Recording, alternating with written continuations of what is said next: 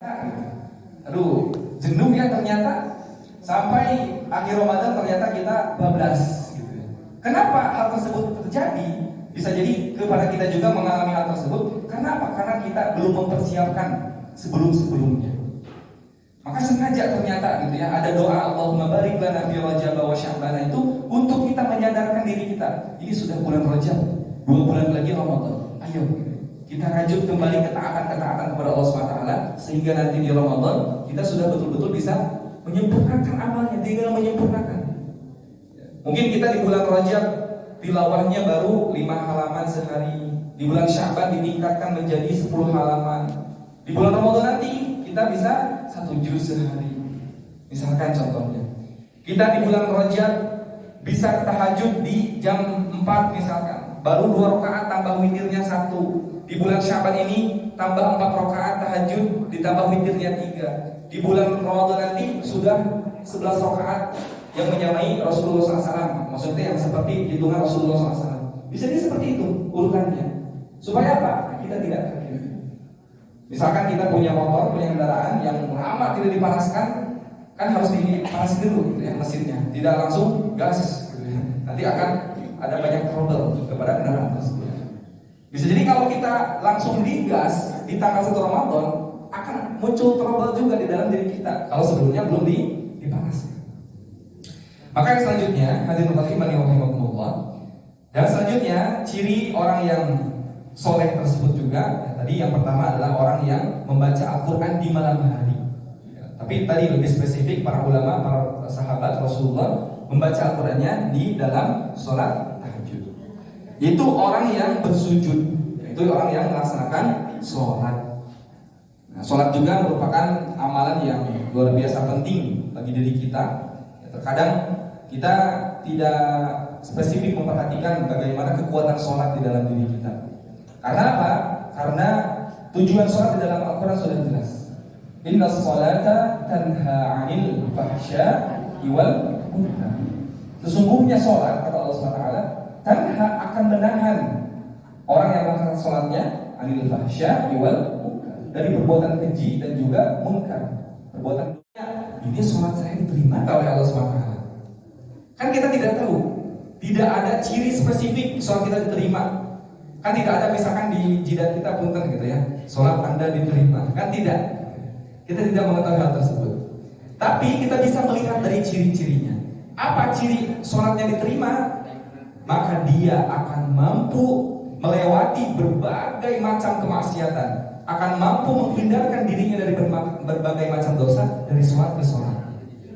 Misalkan betul gitu ya, ta'arna hidung misalkan gitu ya, oh dia sering sholat misalkan, diterima sholatnya, bukan gitu ya, bukan seperti itu cirinya.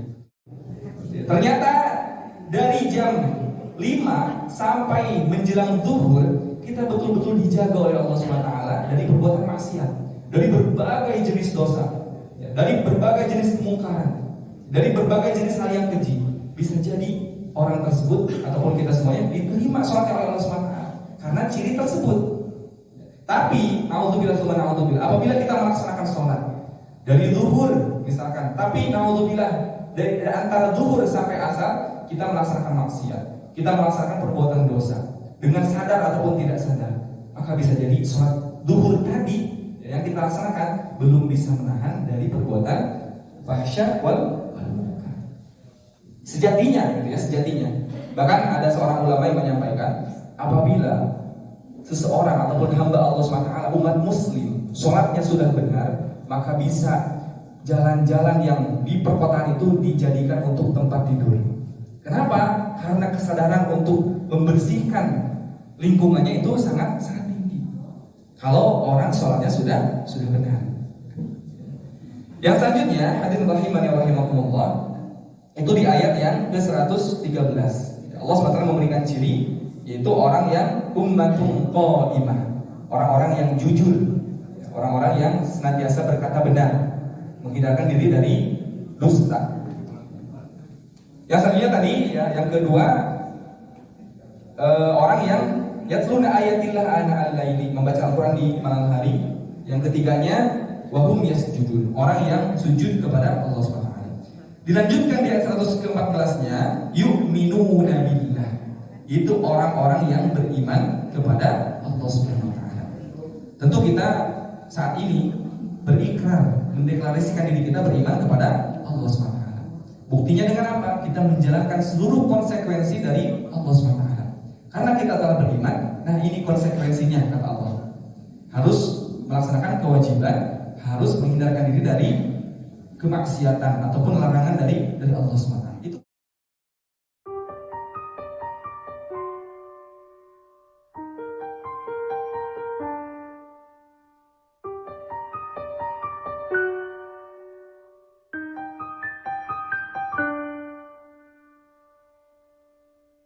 buka mataku, buka hatiku, Allah terangilah hidupku dengan sinarmu. Aku tak berdaya tanpa rahmatmu.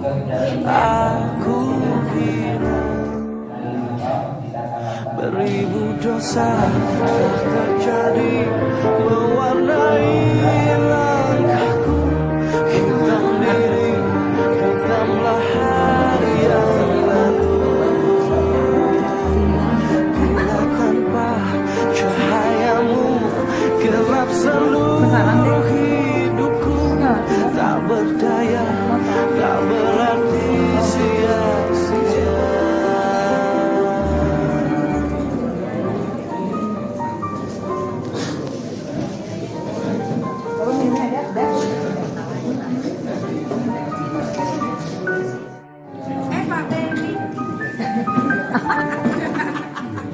Tak mungkin bisa ku sempurna mencintaimu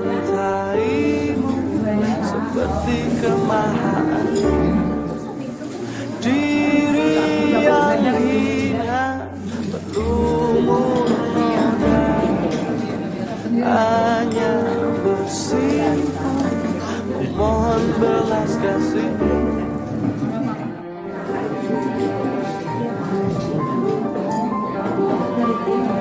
Beribu dosa telah terjadi mewarnai langkahku. Hitam diri, hitamlah hari yang lalu. Bila tanpa cahayamu gelap seluruh hidupku. Tak berdaya, tak berarti sia-sia. Telah terjadi